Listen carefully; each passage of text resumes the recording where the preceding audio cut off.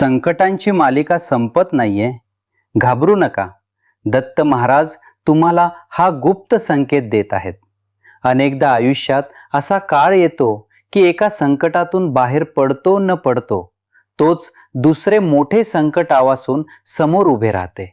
आर्थिक नुकसान, जवळच्या माणसांनी फिरवलेली पाठ आणि असह्य शारीरिक मानसिक वेदनांमुळे माणूस पूर्णपणे कोलमडून पडतो. आपण देवाला विचारतो, माझीच परीक्षा का? पण खऱ्या दत्तभक्तासाठी ही संकट म्हणजे शिक्षा नसून साक्षात दत्तगुरूंची अथांग करुणा आणि ईश्वरी संकेत असतात. हा व्हिडिओ बघताना नक्कीच तुमच्या डोळ्यांतून पाणी येईल आणि तुमचा दत्तगुरूंवरील विश्वास 1000 पटींनी वाढेल. जेव्हा संकटांची मालिका थांबत नाही तेव्हा समजून जा की दत्तगुरू तुमची अत्यंत वेगाने आणि मुळापासून कर्मशुद्धी करत आहेत. घोर कष्टोद्धरण स्तोत्र पठणाने हे सिद्ध होते की अनेक जन्मांचे भयंकर संचित कर्म एकाच जन्मात जाळून तुम्हाला मोक्ष देण्यासाठी ही आग लावली आहे. श्रीपाद श्रीवल्लभ अवतारात सांगितल्याप्रमाणे सुरावरचे मोठे मरण केवळ काट्याच्या टोचणीत संपवण्यासाठीच ही छोटी छोटी संकट सतत पाठवली जातात. तुमच्या वाईट प्रारब्धाची भट्टी अत्यंत प्रखरतेने पेटलेली असते, जेणेकरून तुमच्या भविष्यातील आयुष्यात यशाचा आणि दुःखाचा एकही काटा उरू नये. ही संकट शिक्षा नसून तुम्हाला मृत्यूच्या आणि कर्माच्या भयानक फेऱ्यातून साक्षात बाहेर काढण्यासाठी दत्तगुरूंनी अत्यंत प्रेमाने दिलेली ती ईश्वरी सवलत असते. माणसाला ज्या संपत्तीचा, ज्ञानाचा किंवा यशाचा सर्वात जास्त अहंकार असतो, दत्तगुरू नेमक्या त्याच गोष्टीवर अत्यंत कठोर आणि अचूक प्रहार करतात. दिगंबरा दिगंबरा श्रीपाद वल्लभ दिगंबरा या जापाने भक्ताला स्वतःच्या अस्तित्वाची आणि ईश्वरापुढील अत्यंत क्षुद्रत्वाची खऱ्या अर्थाने जाणीव होते. गुरुचरित्र या ग्रंथातील ज्ञानानुसार मी कर्ता आहे हा सूक्ष्म अहंकार मरेपर्यंत ईश्वर हृदयाच्या गाभाऱ्यात पूर्णपणे प्रवेश करू शकत नाही. या संकटांमुळे भक्ताची मान गर्वाने न ताठता साक्षात ईश्वराच्या चरणी अत्यंत अश्रू ढाळत आणि शून्यावस्थेत अत्यंत नम्रपणे झुकते. हा तुटलेला अहंकार आणि उरलेली निखळ हतबलता म्हणजेच साक्षात दत्तगुरूंच्या अत्यंत अथांग कृपेची आणि खऱ्या यशाची पहिली मजबूत पायरी असते. तुमची सख्खी आणि अत्यंत जवळची माणसे जेव्हा ऐन कठीण प्रसंगात तुम्हाला एकटे सोडून जातात, तो साक्षात दत्तगुरूंचा सर्वात मोठा आणि थेट संकेत असतो. दत्तबावनीच्या स्तोत्रात वर्णिल्याप्रमाणे संसारातील मायेचा आणि खोट्या नात्यांचा भ्रम दूर करण्यासाठीच दत्तगुरू भक्ताला अत्यंत एकाकी पाडतात. श्री स्वामी समर्थ महाराजांची ही एक अत्यंत कठोर पण तितकीच प्रेमळ पद्धत आहे की तुझे या जगात माझ्याशिवाय कोणीही नाही हे ते रडून शिकवतात. निशंक हो, निर्भय हो मनारे या तारक मंत्राचा आधार घेतल्यावर भक्ताला माणसांच्या खोट्या आधाराची कधीही आणि कोणतीही गरज उरत नाही. सर्वांनी साथ सोडल्यानंतरच भक्ताचा हात साक्षात ब्रह्मांड नायक धरतात आणि त्याला एका अत्यंत सुरक्षित ईश्वरी कुशीत कायमचे सामावून घेतात. ज्याप्रमाणे बाण अत्यंत वेगाने पुढे सोडण्यासाठी आधी तो दोरीवर अत्यंत मागे आणि ताणून खेचावा लागतो, तशीच ही तुमच्या आयुष्याची पिछेहाट असते. वारंवार येणारे अपयश हे ओम द्राम दत्तात्रेयाय नमः या शक्तिशाली बीजमंत्राप्रमाणे तुमच्या आत एक प्रचंड ऊर्जा आणि कधीही न हरणारी जिद्द निर्माण करत असते.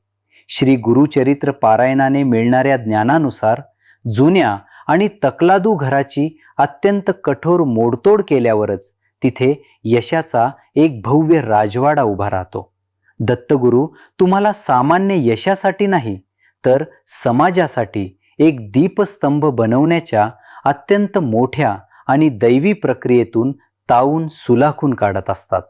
या कठीण परीक्षेतून बाहेर आल्यावर जे यश मिळते ते अत्यंत अथांग, पिढ्यानपिढ्या टिकणारे आणि निंदकांचेही डोळे दीपवणारे असते. सततच्या आर्थिक व शारीरिक नुकसानीतून दत्तगुरू तुमच्या वास्तूतील आणि सूक्ष्म देहातील अत्यंत विघातक नकारात्मक ऊर्जा कायमची बाहेर काढत असतात. नवनाथ भक्तिसार ग्रंथातील सिद्ध परंपरेनुसार जेव्हा अघोरी शक्ती किंवा दृष्ट नजर घराला पोखरते तेव्हा संकटाच्या घर्षणातूनच तिची सफाई होते. अलख निरंजन या नाथदत्त मंत्राच्या नादाने साठलेले सर्व अशुद्ध विचार आणि आजारांची मुळे एका मोठ्या स्फोटाप्रमाणे बाहेर पडून नष्ट होतात. या काळात होणारी अस्वस्थता म्हणजे शरीरातून विषाने बाहेर पडताना दिलेला तो शेवटचा अत्यंत भयंकर पण शरीरासाठी गरजेचा त्रास असतो.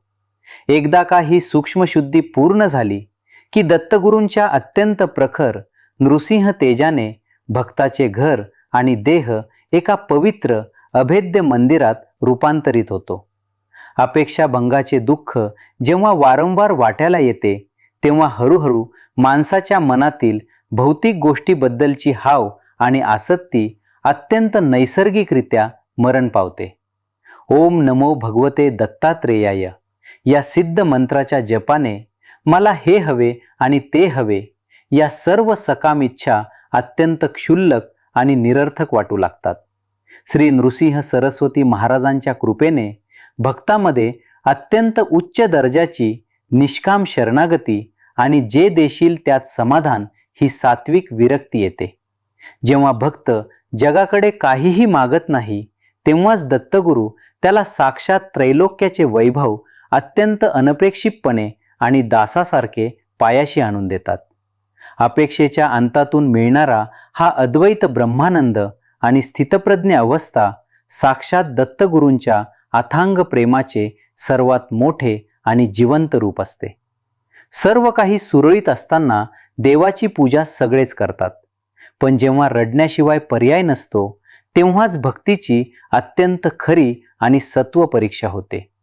श्री गुरुदेव दत्त या मंत्राचा जप डोळ्यांतून अत्यंत हतबलतेचे अश्रू वाहत असतानाही न सोडणाराच या परीक्षेत खरा उत्तीर्ण होतो.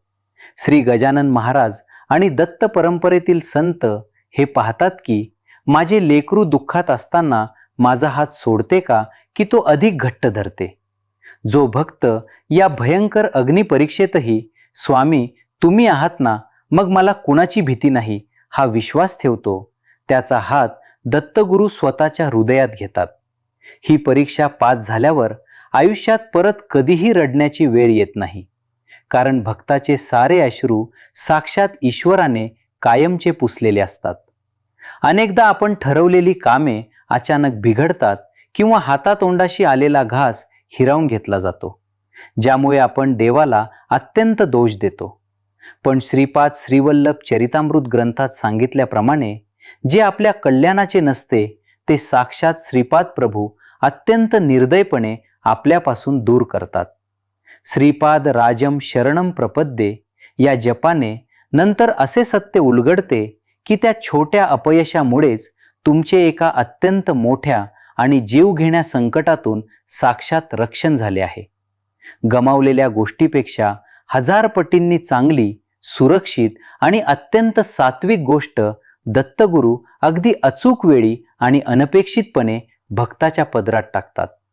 ही संकटे दत्तगुरूंच्या अथांग दूरदृष्टीचा आणि तुम्हाला प्रत्येक पावलावर सुरक्षित ठेवण्याच्या ईश्वरी नियोजनाचा अत्यंत अंगावर काटा आणणारा भाग असतात. जेव्हा संकटे इतकी प्रचंड असतात की माणसाचा स्वतःचा कोणताही उपाय आणि तर्क काम करत नाही, तेव्हा तो आता स्वामी तुम्हीच पहा म्हणत पूर्णपणे हतबल होतो. दत्तमाला मंत्राच्या पुण्याईने आलेली ही पूर्ण शरणागती म्हणजेच भक्ताच्या जीवनातील मीपणाचा अत्यंत गोड आणि कायमचा शेवट असतो. साक्षात दत्तात्रेयांच्या अवधूत अवस्थेप्रमाणे भक्त कोणत्याही दुःखाने किंवा यशाने अजिबात ढळत नाही. तो गर्दीत राहूनही हिमालयासारखा अत्यंत स्थितप्रज्ञ बनतो. दुःख आणि संकटांच्या या प्रखर आगीत भक्ताचे शरीर हेच साक्षात दत्तगुरूंचे मंदिर बनते आणि भक्ती व भगवान यांच्यातील दुरावा कायमचा संपतो. हे अंतिम अद्वैत सत्य समजल्यावर भक्ताच्या डोळ्यांतून केवळ कृतज्ञतेच्या आनंदाश्रूंच्या अत्यंत शुद्ध आणि ईश्वरी धारा वाहतात, कारण तो आता साक्षात ईश्वर रूप झालेला असतो.